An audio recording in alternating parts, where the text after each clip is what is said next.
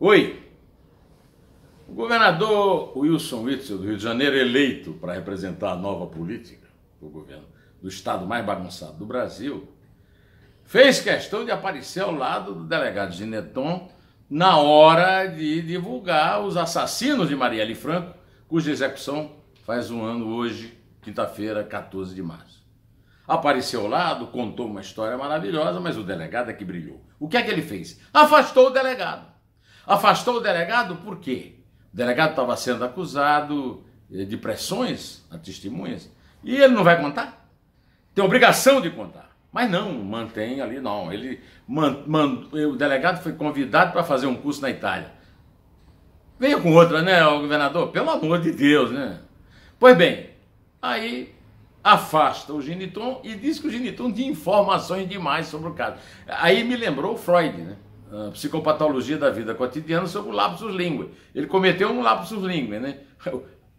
O subconsciente falou no lugar do consciente e ele entregou a verdadeira razão. O delegado sabia demais. Será? Olha, no meio daquela história toda dos executantes, ficou na minha cabeça insistindo o seguinte: o atirador, o Rony Lessa, ele tem ódio da esquerda e tem obsessões por pessoas. Isso aí é uma tentativa de dizer que ele tomou a iniciativa do crime. Vamos começar por aí, para dizer o seguinte: mesmo que tivesse, se tivesse, alguém pode ter pago a ele. E ele era profissional disso. Polícia do Rio passava pano nisso aí, mas era um profissional do crime, pistoleiro, matador. Matou. Bom, tinha raiva da Marielle, não interessa, quer saber agora quem mandou matar e por quê? Esse é um trabalho para a polícia fazer, mas nessa entrevista coletiva em que apareceu de gostoso, disse até que atuou quando o crime está completando um ano e ele só tem 2 meses e meio de governo, o senhor Witzel disse que os acusados poderão fazer delação premiada. Ele é juiz e deve estar falando com algum conhecimento de causa, mas os advogados já disseram que não vai ter delação premiada. A polícia vai ter que trabalhar. E o delegado Gineton vai fazer falta exatamente porque ele tem informação. Se ele foi um mau delegado, tem que ser afastado, demitido, exonerado, processado e a sociedade ser comunicada. Agora, isso tudo aí está me parecendo algo que eu já vi. Eu acompanho o assassinato de Celso Daniel desde o dia em que ele aconteceu. É por causa dele que eu tive aquela discussão famosa com o Marco Aurélio, que está voltando aí às redes sociais nesses dias de safadeza do Supremo. Pois é, naquele caso aconteceu algo assim. O governador, que era o Geraldo Alckmin, afastou o delegado Romeu Tuma Júnior do caso, porque ele estava descobrindo coisa demais do caso e alegou que o Tuma estava fazendo política e entregou para o Departamento de Homicídios. O Departamento de Homicídios comprou a versão do PT. Até hoje, a polícia de São Paulo aposta no crime banal. Até hoje, o Ministério Público não acredita. O Ministério Público, eu e a torcida do Corinthians, do Palmeiras e do Santos e do São Paulo juntas.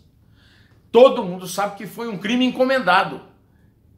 Tanto sabe que os executantes foram condenados e o Ricardo Lewandowski acabou com o processo voltando ao zero. Então, o que aconteceu foi que o Tuminha foi afastado, escreveu um livro chamado Assassinato de Reputações e explicou por que a polícia de São Paulo era conivente com o PT. O PT e o PSDB eram sócios nas propinas das empreiteiras e isso está sendo descoberto. Aí você entende. Só que o Tuminha conta no livro dele que isso começou com uma visita que o Zé Disseu e o Lula fizeram a Fernando Henrique e a Luiz Nunes. Fernando Henrique, presidente, Aloysio Nunes, ministro da Justiça, Lula favorito à presidência e Zé Disseu faz tudo do Lula. Disse o Tuminha que aquilo ali foi para acertar. Vocês encobrem a nossa, vocês encobrimos a de vocês.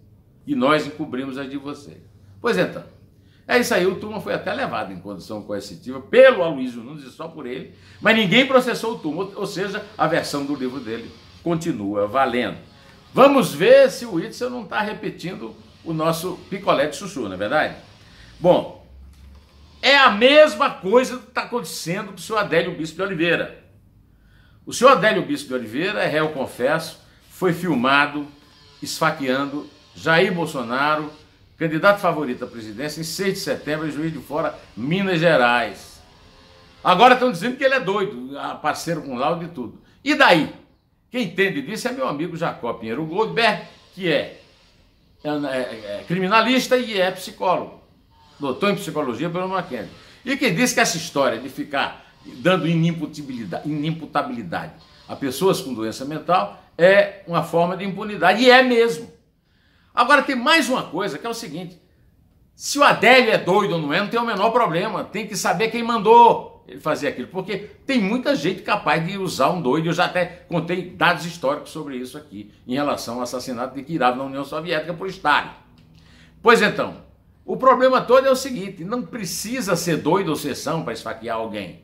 Agora, o fato de ser doido ou sessão não significa que não tenha alguém por trás dele. Agora, para saber disso, a Polícia Federal tinha que investigar direito, mas o delegado da Polícia Federal que está investigando isso é ligado a Fernando Pimentel, do PT.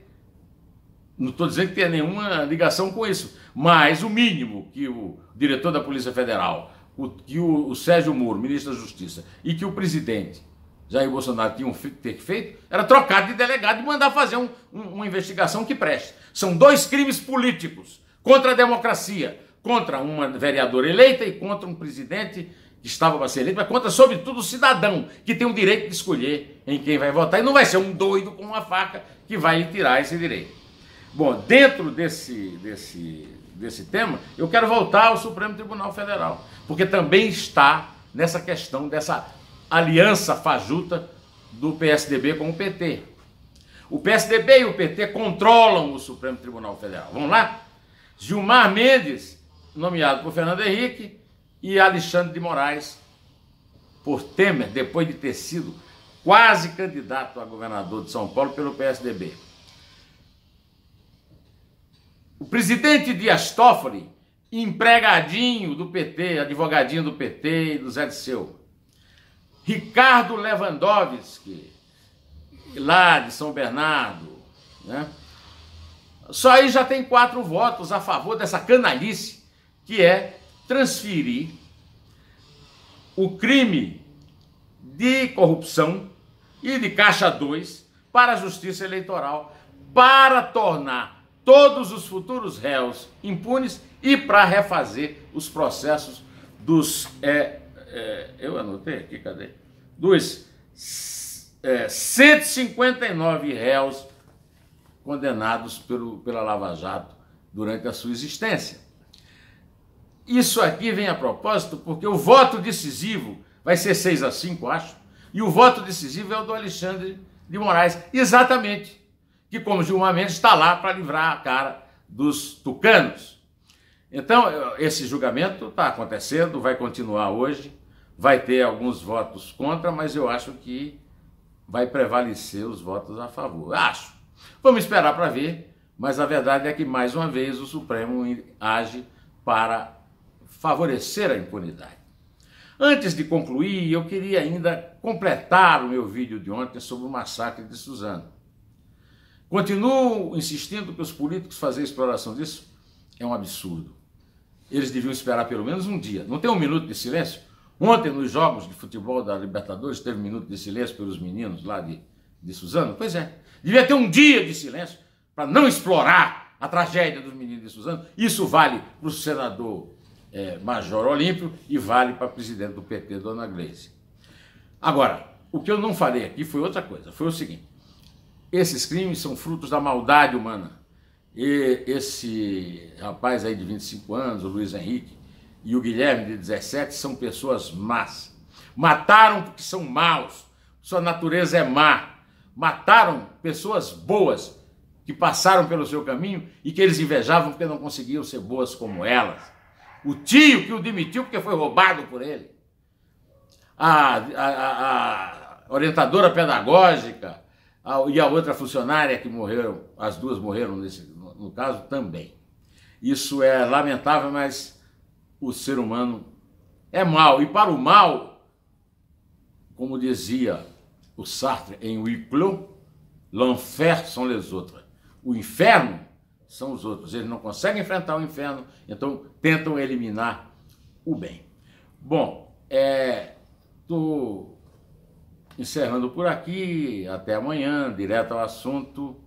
em pé, e só a verdade nos salvará.